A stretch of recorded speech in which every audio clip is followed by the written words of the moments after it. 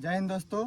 आज मैं बड़े हर्ष के साथ आप लोगों को सूचित कर रहा हूं कि हम लोगों के इस ग्रामीण एरिया में भी फिजिकल एकेडमी का उद्घाटन किया गया है।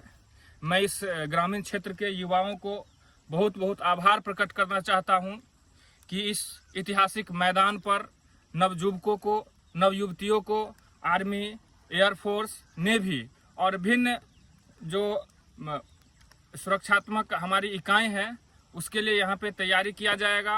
और सबसे विशेषता यहाँ यह है कि अभी जो स्टार्टिंग किया जाएगा इसमें किसी भी छात्र से, किसी भी कैंडिडेट से एक भी रुपया नहीं लिया जाएगा, यानी निःशुल्क तैयारी की जाएगी। यह अपने आप में बहुत बड़ी विशेषता है।